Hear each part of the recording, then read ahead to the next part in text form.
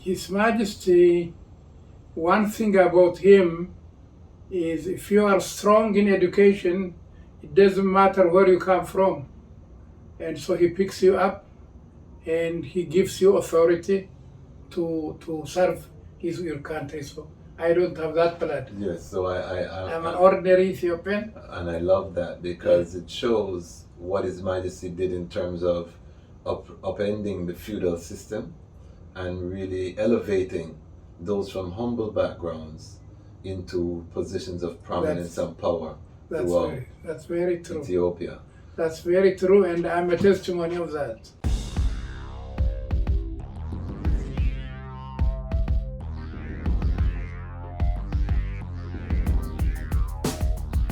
Well, lion voice, tell them that's the people first choice. Lion voice, make the lioness them feel nice. Lion voice, with the lion cubs we sacrifice. Lion voice, got to show the people them the life. Lion voice.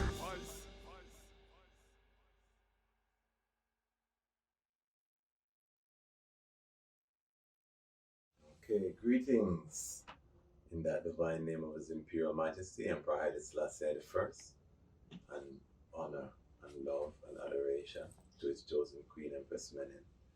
My name is Dejazmatch Kwasi, or Kwasi Bansu, and I am very honored to be here today on the Lion Voice vlog to introduce someone who I have been blessed to meet. His resume is very distinguished, including the president of the Haile Selassie University.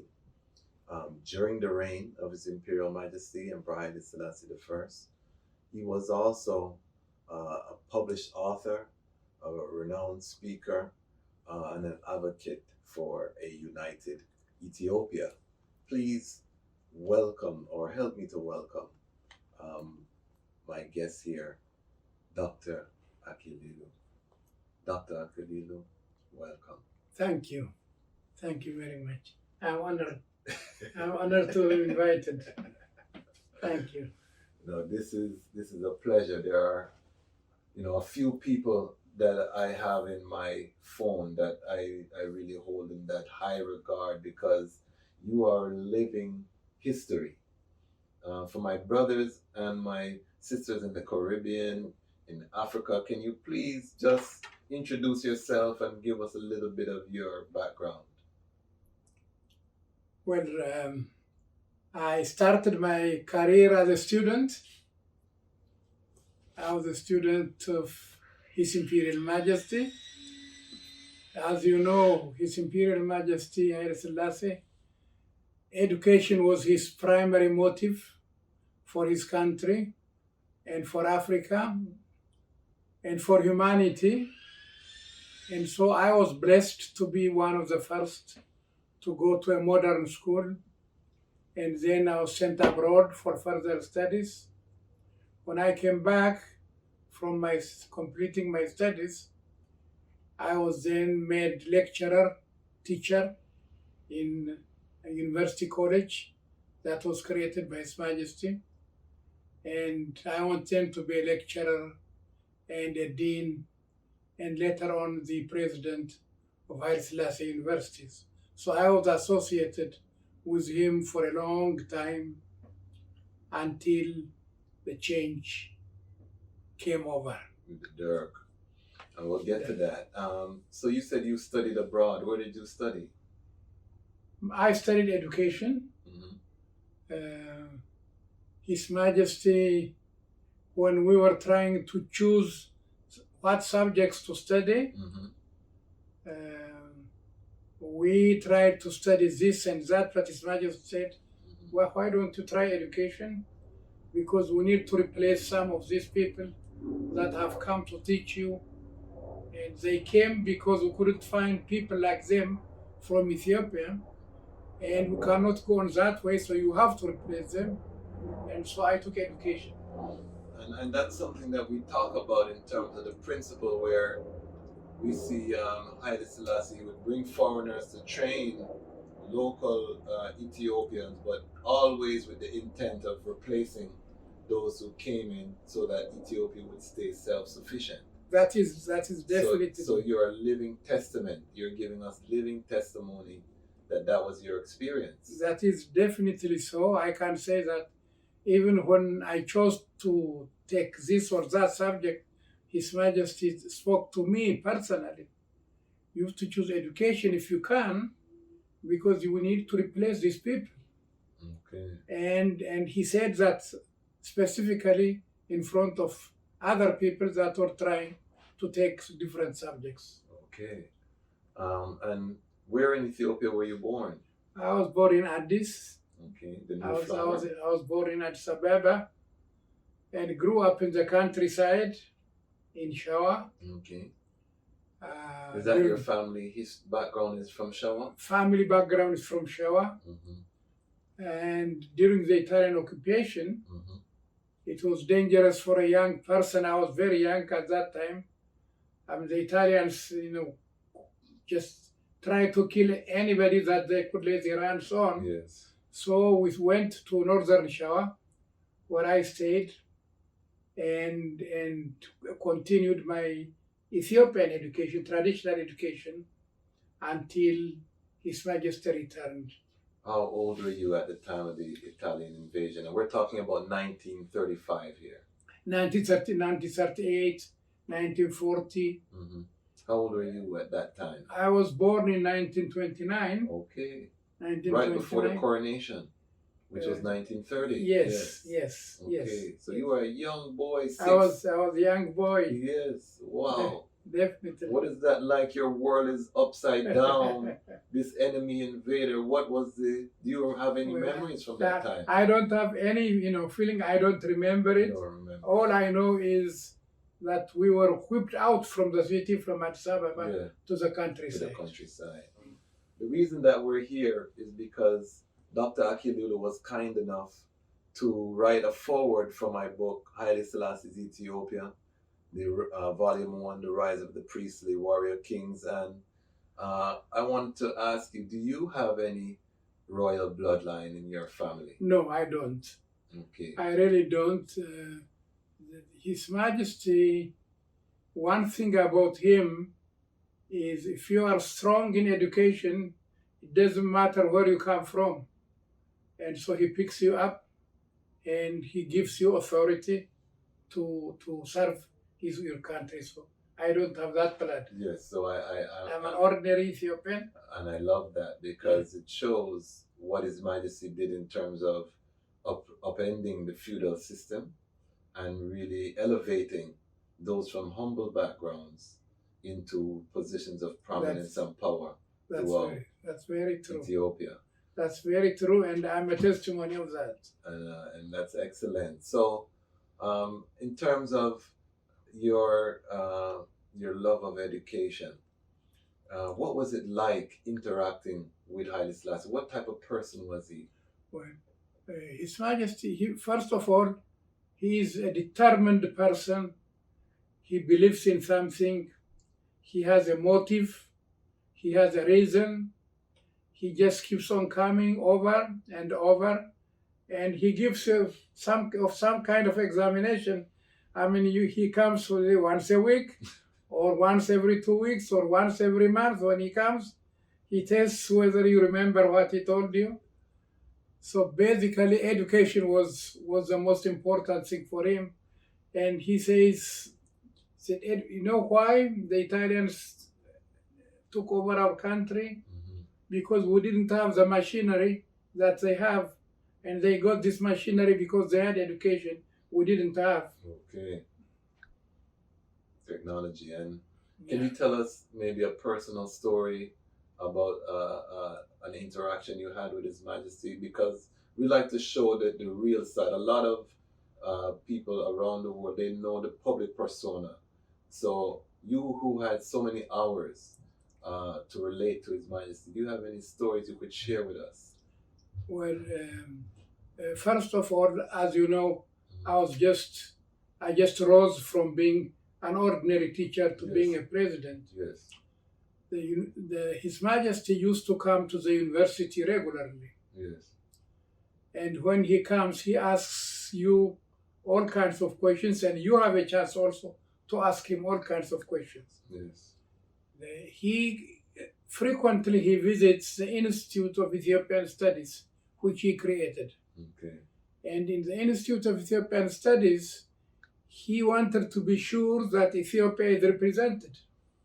So when he comes, he goes and looks whether the parts that have not been there in terms of culture Yes. have been represented. Okay. And if they are, then you are blessed. If they are not, then they said, this needs to be fulfilled pretty soon. Okay. Because the people are there, their culture is there, there is no reason why Ethiopian, their culture should not be represented in the Institute of Ethiopian Studies. That's one thing about His Majesty. Definitely, he believes that you educate people, then they become blessed and they become rich too. Yes. And he said they too will make sure that their country will be independent, will be free. And he believes in freedom. Yes. Very strong in freedom. And I will give you an instance that he gave me when you become first in a class. Usually you get some kind of a prize from him. And one time I came out first from Tafari Makon senior class. Okay. And he gave me a kind of a Bible, just bent like a Bible. And he says, do you read the Bible? I said, dear Your Majesty, sometimes. And then when he opened it, it was not a Bible, it was a clock. So he said, do you know why we gave you the clock? He said, a clock, once it's filled, it serves its purpose. It doesn't need a reminder. And we give you education because if you get educated, then you don't need a reminder. You can serve your country by yourself. Wow. So his belief in education is really very, very strong. And thanks to him, now modern education is spreading out. Yes. And when you say education, you have also to know your country's history, your country's language, your country's culture, and that was not present at the beginning. And he always says, make sure that people get to know their country's history. So, why do you think he chose you to be the president of such a, the university was his baby. He gave his palace for the university grounds. As you said, education was in his heart, something he was very passionate about. Why does he take a humble child from Showa and elevate him to probably one of the most important posts in the realm in his own mind? Why do you think that was? Frankly, I can only guess. I can only guess. It's difficult to know exactly why, but I suspect it's because I was one of the first to get the chance of education. Okay. And I got promoted to getting my doctorate from Ohio State University. Okay. And when we came back, he used to make sure that those that got education got a proper job that fits their job. And he was particular about following that up. Okay. And at the beginning, that was one of his characteristics. And I fell into that one. So it wasn't just send you away and then leave you to find. He's going to put you in a post that fits your major or what your area of discipline was. No, that is the Ethiopia's modernization process with His Majesty, especially in the area of educational development, is an example for people to know. The first thing is, of course, why he believes in education. Yes. And he made sure that in the speeches he gave to people, he educated the public. He educated the various authorities of the country. And he became the example. He asks people to contribute money to open new schools. Yes. And secondly, once he does that, then he makes sure that he gives them a proper job, whether it's a medical doctor like Professor Asrat, or like a nurse, or a lawyer, or a teacher, or an administrator. These were all people that were assigned based on their education. Yes. Based on their education. I think probably the most important thing for us to tell people is he believes so much in education that his contribution is now lasting, is now showing. And that's one of the reasons I wanted to write this series, is because I wanted to really show people, you know, how he grew up and why he was motivated to, in my estimation, probably the single most contribution to education of any human being on the planet. When you think about the sheer scope of taking a country from a feudal ancient system where it's only church education, private school education in the palace. You know, Menelik had a school in the palace, but other than that, there was no public infrastructure. No. So coming from that to building a modern nation state, to me, it's only been done one time in human history by one driving force of His Majesty. And I wanted to show that. But what I want, and this is unfortunate that I have to ask you this, but I want to get your assessment. We're in a time of tribal division in Ethiopia. And you, of course, being a young boy from Shawa, there would be some people that would say that Haile Selassie was biased toward the Amhara and to the Shawa region. Was that your experience in terms of how we developed? In fact, when we grew, this idea of where you are from, whether you are from this tribe or that tribe, it never came. It never came. And you probably will be told by your father or mother on certain occasions that you are from this region, you are or you belong to this. But His Majesty, I do not remember any incident where he either uplifts or he demotes somebody based on his tribe, and that will be certainly contrary to him and to his philosophy. Okay, so you think people from Tigray were treated fairly? They do not really know what they are talking about. It is true that certain regions get better educational opportunity than others. You don't open education schools all over at once. Yes. It goes from region to region. Yes. And so those regions that got better first education then will be advantageous. Yes. That is true. That will be true, I think, anywhere. Anywhere. And that's just a function of limitations of resources. That's correct. That's correct. What about this situation with the Oromo? How did His Majesty treat the Oromo during? Most Ethiopians, in my opinion, have an Oromo background. Yes. In one way or the other, you know. So it's unescapable. So that's it's a false separation. That's a false dichotomy. Yes. It is true that the language is Amharic. Yes. It's spoken by the Amhara people, but also followed by other national language. But the idea that Oromo was a people that was left out, political process, is completely another thing. And His Majesty